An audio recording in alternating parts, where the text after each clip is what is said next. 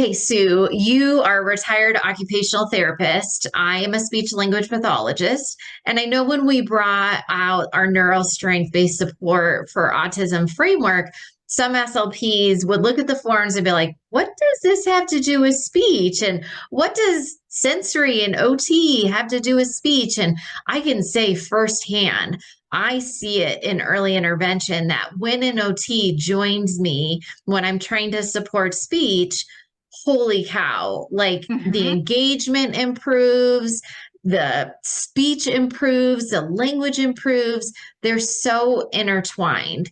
So I want you to share a little bit more kind of why sensory is so important for speech pathologists to incorporate as well. Okay, there's several reasons. Number one, the sensory stimulates arousal, has an influence on both arousal and calming the nervous system, which is important to processing input. If you're under aroused, nothing's getting through. If you're Mhm. over aroused, you're taking in way too much information.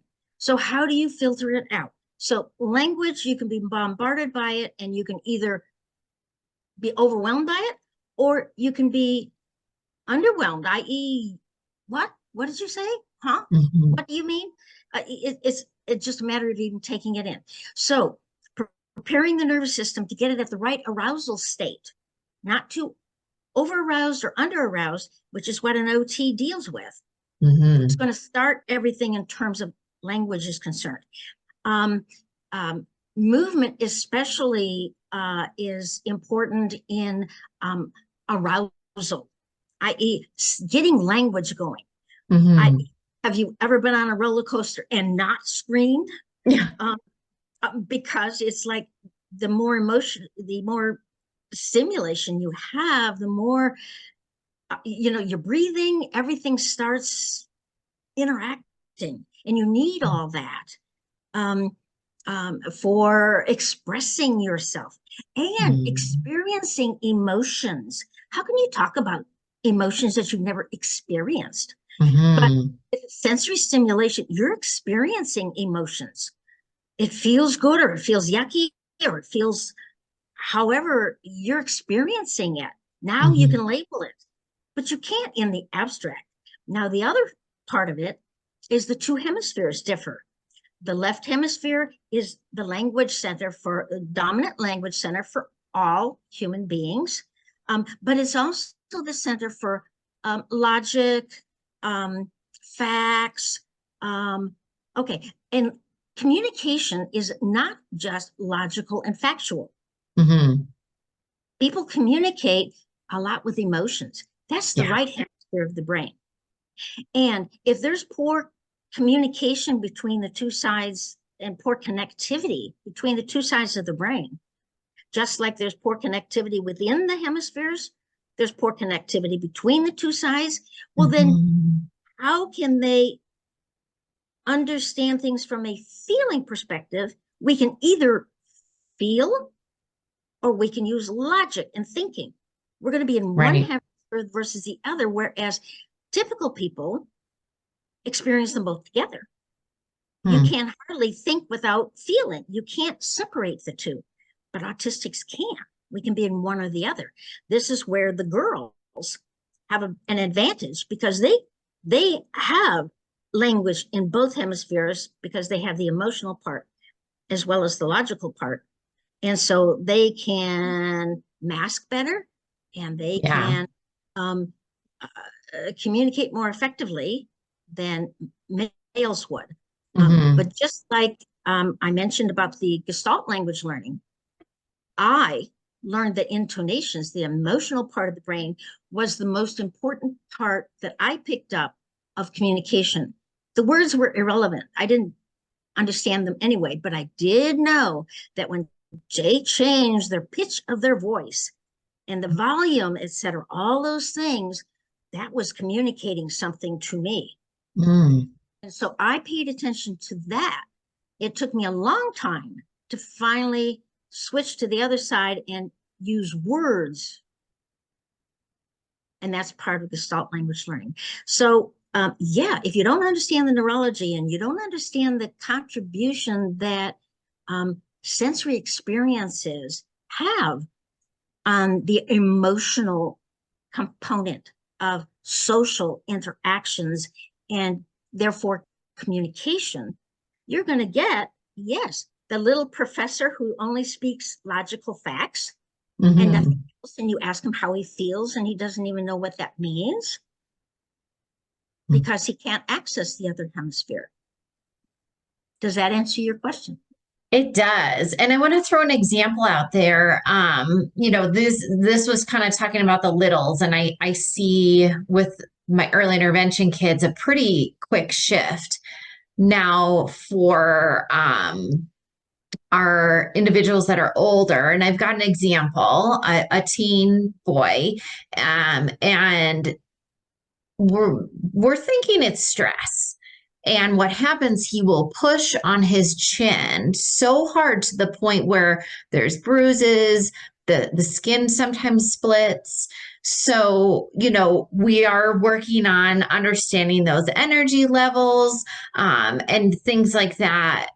And then slowly incorporating some of those emotion words. However, emotions are not preferred. Sometimes we get upset when we hear emotion words. That's why we've moved to kind of energy levels. But when we see our clients, it makes so much sense what you said. Like, he's expressing his emotion in a way that's hard for us to understand. So when we see our individuals expressing emotion through like self-interest, what should we do as parents or therapists?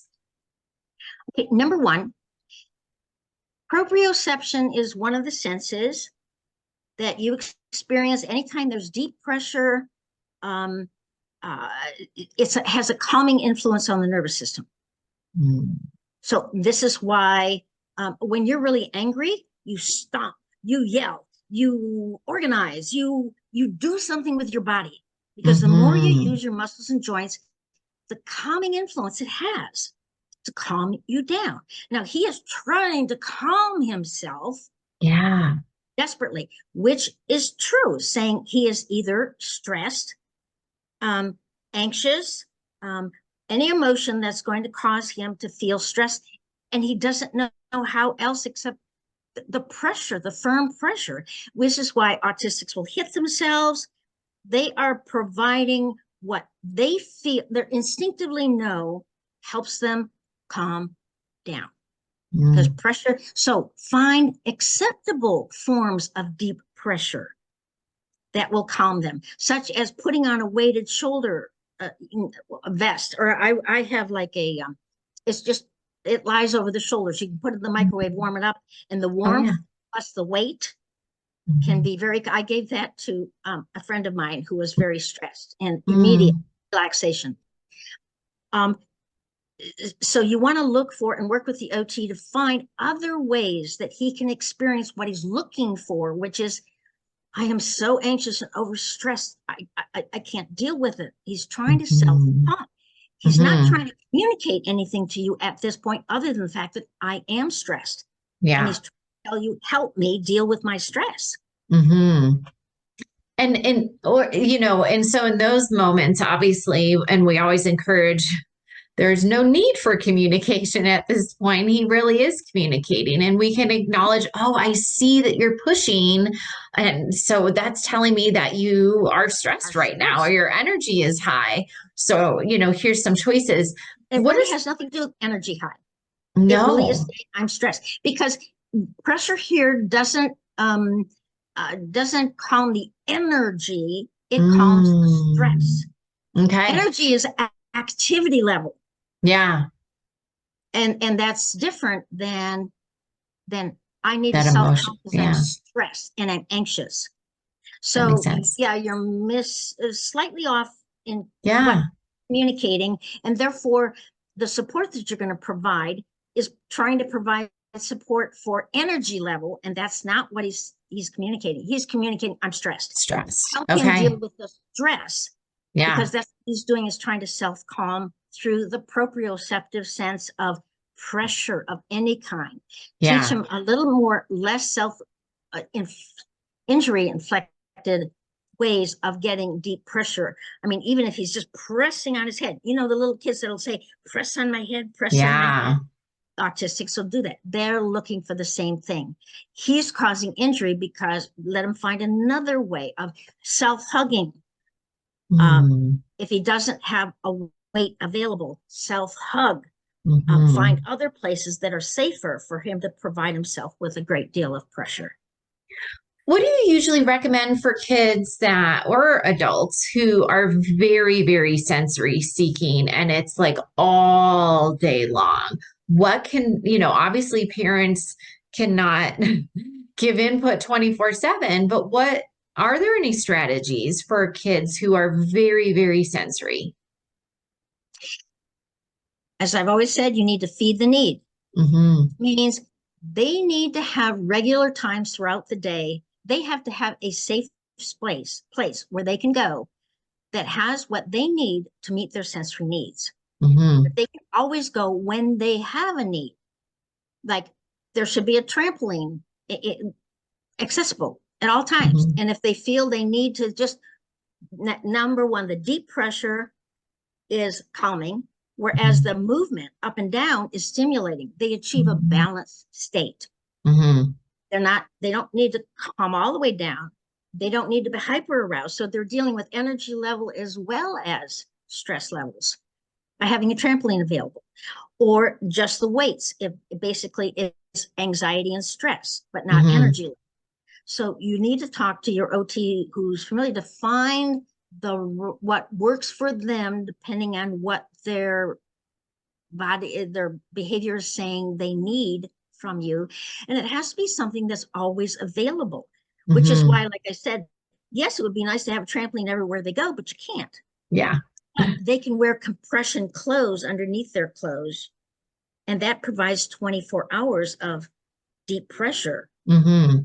Um, they need to carry a fanny pack or a backpack that can provide deep pressure, and they can also hold things that they need, such as their tablet or their weighted vest or things that they're going to have with them when they need it. Mm-hmm.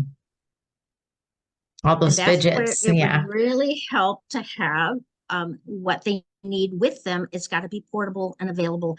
But the OT is going to have to help you decide what that particular individual not only needs, but works for them, that they're willing to accept that says, yes, that helps. This feels good. Yeah, no, absolutely.